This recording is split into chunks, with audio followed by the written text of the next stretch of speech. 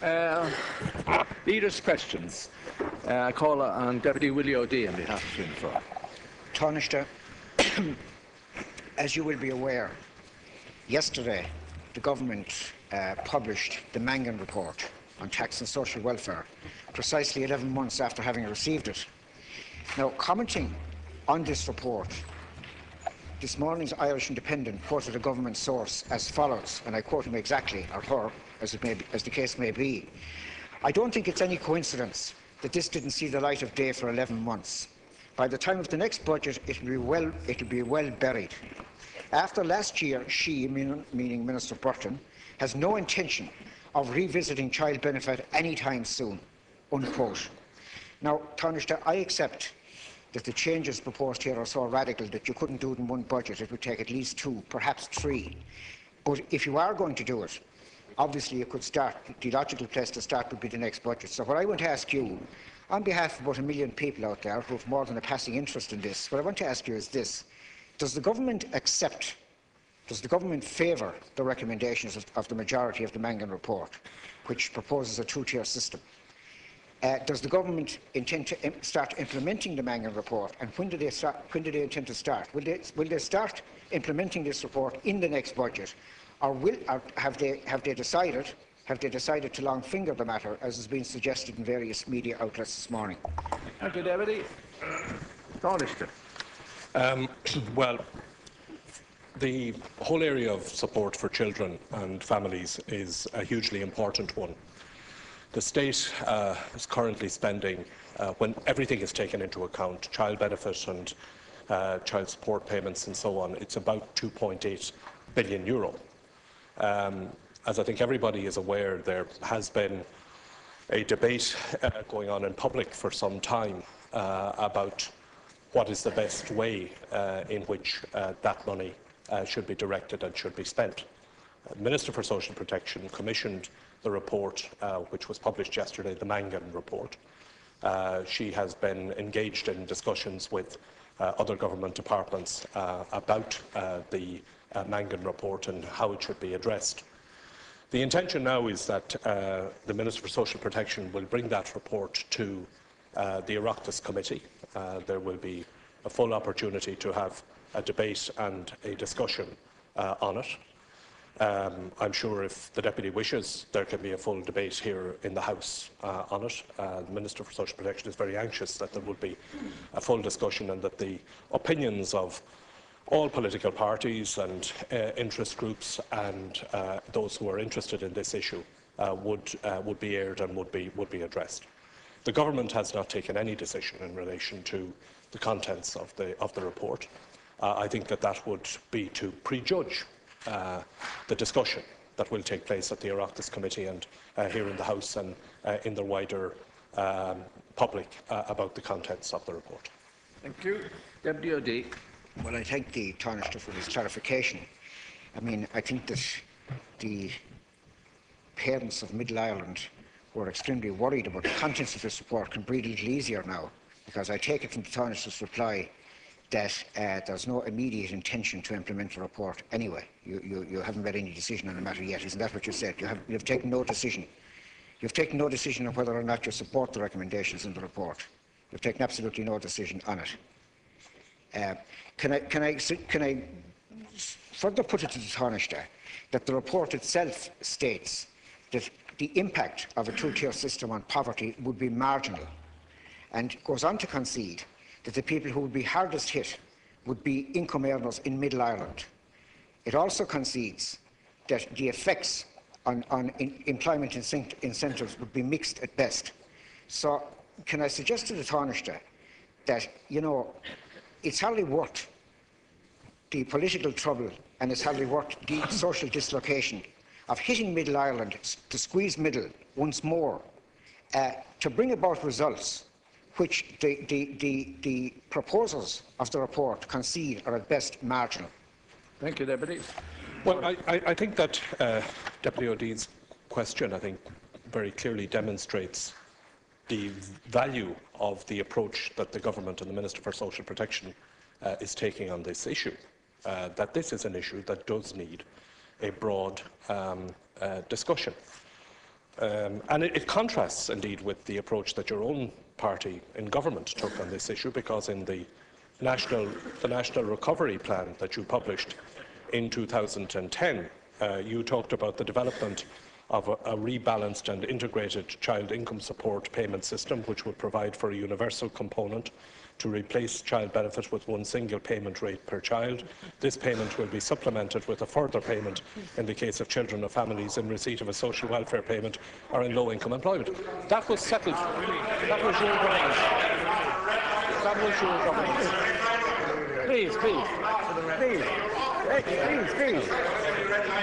That was your. That was Deputy OD. Deputy OD. That was your government's settled policy in 2010, which you included in the National Recovery Plan. Now, the approach which Minister Burton is taking is a manifest improvement on that. That we have the report of an expert group which addresses the entire issue of child support in its widest sense. We will have a full discussion on it. There will be plenty of time for people to discuss it at the committee, discuss it in here if you need to have it. And I'm sure that Minister Burton will be very happy to take on board suggestions and proposals which will come from you, Deputy OD, or from other members of the House. Thank you very much. Deputy Pearse Doherty on behalf of Sinn Féin. Thank you. This week, the CEO of AIB announced that further mortgage interest rate hikes were on the way.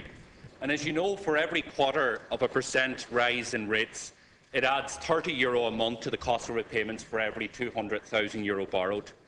And this will affect 70,000 AIB variable mortgage interest rate customers directly. And it's a move that is likely to be followed by other banks, as we've seen in the trend in recent times. And there's no doubt about it that this move will push further people into mortgage arrears. Taoiseach, you know that this bank is a state bank. The Irish people own 99.8% of this bank, and it has received €21 billion in taxpayers' money. So, Taoiseach, the question is, what is your government going to do about this? What has happened to the Labour Party's commitment to help homeowners weather the recession? Taoiseach, 2 years ago, yesterday, you launched on behalf of the Labour Party your plan for distressed mortgages and household debt. This document here. 2 years ago, you told families that if Labour was in government, that they would enjoy peace of mind. You said that banks had already received hundreds of millions of taxpayers' money, and that there needed to be a quid pro quo for those in mortgage distress, that they would be given a breather. So, Taoiseach, what has happened to those promises? Since then, more billions have been given to the banks. Since then, mortgage distress, those in mortgage distress have doubled.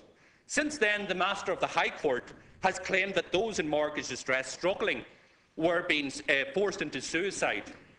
And since then, as we know, there are now 180,000 families standing in mortgage distress. That's 1 in every 4 mortgage holder. So, Taoiseach, where is the breather that you promised these families? Where is the peace of mind that you promised these families? Thank you. Taoiseach. Well, since then, we have gone on to implement what was in that document. We have brought forward legislation to establish on personal insolvency and to establish a personal insolvency service. The Minister for Housing has brought forward proposals in relation to buy-to-rent and a range of measures to support people who are in mortgage distress. I have to say that we are not happy with the response of the banks. We've put in place personal insolvency legislation, establishing personal insolvency service. The personal insolvency legislation sets out a framework by which banks are required to reach settlements with those who have mortgage difficulties. The Governor of the Central Bank has already spoken about this and has already indicated his unhappiness at the speed and urgency with which the banks are taking on the issue of mortgage distress. And I want to say to you and to the House and to anybody else who has an interest in this, that this is an issue that the government will continue to pursue and to address the difficulties that householders face in paying their mortgage, the difficulties that they have in respect of their dealings with the banks is going to have to be addressed. We've put in place legislation, putting in place the Personal Insolvency Service, putting in place a range of supports for people who are in mortgage distress, and they are going to have to be implemented. Thank you. Deputy Doherty. Taoiseach, can you genuinely claim that after 2 years of your party in government that you've provided any peace of mind or any breathing space for those in mortgage distress? I think that's a claim that you can't make despite being 2 years in office. You talk about the Personal Insolvency Bill, but you retain the veto with the banks. So again, it is the banks that have the final say. You talk about the mortgage to rent scheme, piloted a year ago, rolled out across the state 8 months ago, and 8 applications have been processed. Is this Labour's claim of how they're dealing with this? 180,000 people in mortgage distress, yet your mortgage to rent scheme processes only 8 applications. Minister, the reality is that the banks are treating the public with contempt. And we know last October that Fiona Muldoon, the head of the banking regulation of the Irish Central Bank, was scathing in her criticism of the bankers and their failure to address the issue. Thank you. And the government has done nothing. And the question is, the only meaningful thing that you've done is heap more charges on those that are in mortgage distress through the family home tax. So, Taoiseach, what is the government going to do that if, in relation to the 70,000 people that are on variable interest rates with AIB, what are you going to do to give them peace of mind or breathing space? Are you going to call in the banks? Are you going to tell the CEO of that bank, which we own, that it is unacceptable to raise mortgage interest rates at this point in time? We're in the middle of the biggest mortgage crisis that this state has ever faced. Thank you. Is this government going to stand up? Are you going to give them a breathing space? Are you going to allow people some peace of mind until this issue is resolved? Thank you. Taoiseach. Well, the cornerstone of the government's policy is to enable people to continue to live in their own home. The biggest fear that anybody has is that they'll lose their home. That's the biggest fear, the biggest concern that they have. And the approach that the government has taken to the mortgage crisis has been to ensure that people are able to live in their own home. And that is why we brought in legislation for the first time ever in this state, personal insolvency legislation, which puts in place a range of ways in which settlements and agreements can be made between householders and their banks and their lending agencies to deal with their mortgage arrears problem.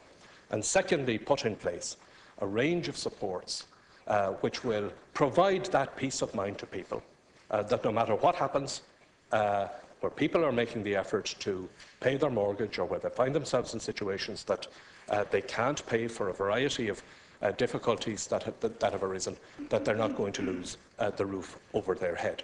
Now, there are some... Look, we talk to the banks all of the time, Deputy.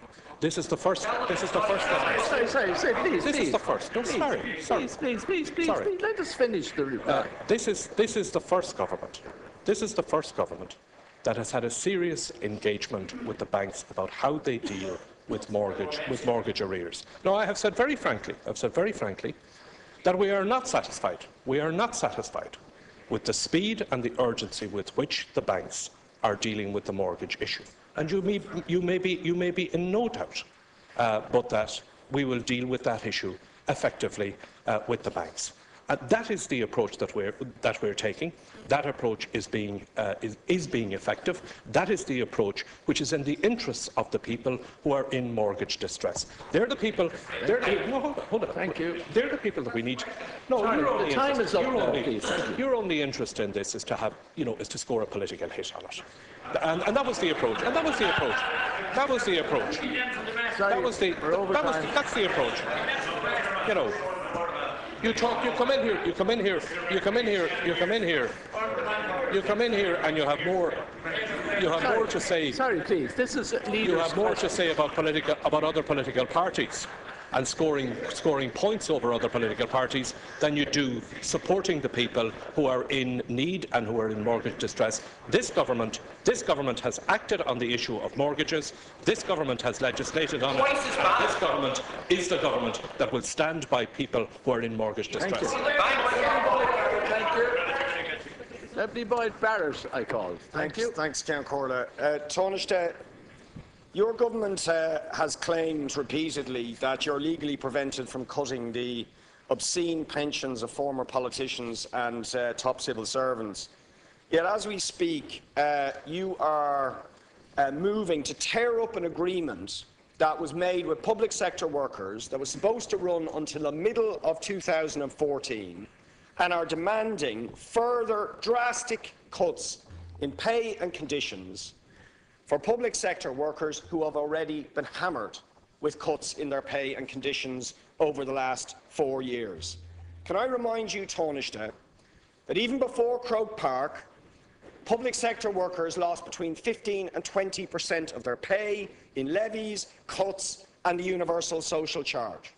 Under Croke Park, public sector workers have given back €1.5 billion in savings through redeployment, linking increments to performance, changing shift patterns, reducing the pay of new entrants by 10 to 20%, by cutting pensions to career average, by increasing retirement age to 68, by reducing numbers originally supposed to be reduced by 18,000, now up to 35,000, and by endless other cuts in pay, conditions and allowances. Now, on top of that, you want another €1 billion in cuts. Do you realise that the proposed cuts in premiums and allowance will mean an approximate 10% cut in pay for nurses, firefighters, guards and other public servants? Do you realise that the additional 5 hours work per week you are proposing for public servants is an effective pay cut of 12.8%? Do you not understand that tens of thousands of these public sector workers are among the 180,000 people who cannot pay their mortgages and who are now to be hit with €1,000 extra in interest payments per year, home taxes and water charges? Please. Thank you. So can I ask you, Taoiseach, as leader of the Labour Party, on the 100th anniversary of the 1913 lockout, is it not a monstrous betrayal by the Labour Party of the traditions of that party and its founder, James Connolly, to be asking further pay cuts of nurses whose take-home pay is about €25,000 per year, or newly qualified teachers whose take-home pay is €21,000 per year? And those demands being made by ministers who are on €140,000 a year. Would James Connolly not be spinning in his grave at what you're trying to do to these workers? Thank you, Taoiseach. Well, Deputy Boyd Barrett did describe the way in which the previous government came in here with legislation and unilaterally cut the pay of people who work in our public services. This government respects the people who work in our public services, the Gardaí, the nurses, the people who work in our hospitals, people who work in our schools, the people who go out and who work on our roads, clear the drains. These are the people that we respect, and that is why the approach that this government has taken is to sit down with their representatives and to negotiate the requirement to reduce the pay bill by €1 billion. That's the requirement, and that reduction is something that will be negotiated with the representatives of the people who work in our public services. When that process of negotiation is completed, their representatives, their unions, will put the outcome of the discussions to a ballot of their members, who will then decide democratically whether they want to accept it or not. That is the approach that is the right approach to take. It's one that respects the people who work in our public services. It is the most sensible way of dealing with it. It is dealing with it by way of negotiation and discussion. The place for those negotiations and discussion to take place is at the negotiating table, not by megaphone, not in here in this chamber, around the table with the representatives of the people who work in our public services. Those discussions are underway, and I think out of respect Out of respect for the people who work in our public services, I think that everybody in this House should allow that process of negotiations to continue, to conclude, and then let the outcome be put to the members by way of ballot. Thank you. Deputy Boyd Barrett, 1 minute. Thank you. I don't agree. That's democracy, yes? How can you seriously talk about respect when ministers who are earning €140,000 a year, several multiples of what teachers or nurses or firefighters are earning, are asking those workers to take even further cuts in pay and conditions? Workers who can barely make their mortgage payments, who can barely pay their bills. How are they supposed to? How are they supposed to pay their mortgages? Those who are already in mortgage distress and in arrears. How are they supposed to pay the home tax you now want to impose on them? Question, please. And do you not understand the subjunctive? How? I asked them, how are they supposed to pay? How are they supposed to pay their mortgages and their bills or their home taxes? And You're now over time, Deputy. Would you please resume your seat? Thank you. Resume your seat. Thank you. what makes you think it's justified to ask these workers to pay another Resume your seat. You're over time. Thank you. Have you cut the cross me, Kelcourt? Excuse me. It's my duty to remind you that this is leaders' questions, It was a not question. statements. It was a question. Excuse me, Kelcourt. Resume your On a point of order. Resume your On a seat. point of order, it was a question. Resume your seat, I said. Kelcourt, Resume your seat. it's a question. Resume your seat. Resume your seat. You said it wasn't a question. It was a question. Resume your seat. I asked the Taoiseach, Resume your seat, will you? how could people be expected to? Will you please resume your seat? Could you answer the question, which was a question? Deputy Boyd Barrett, all over this country, individual people who work in our public services, whether teachers in schools or people who work in our hospitals or local authorities or any area of our public services, voluntarily join a trade union. They elect their trade union leaders. Those trade unions sit down with government to negotiate pay agreements, conditions of employment, how the interface between management and employee operates in practice. That's what this government believes in. We believe in sitting down, negotiating with the representatives of the people who work in our... No, please. The only thing we can be sure of, those discussions are underway. And there's no point anybody here in this House trying to second-guess what is going on in the negotiations or trying to predict the outcome. The only thing that we can be sure of, Deputy Boyd Barrett, the only thing we can be sure of about the outcome of those negotiations is whenever they are concluded, you will accuse, as you always do, the representatives of their employees of selling them out. Thank you. That completes the discussion.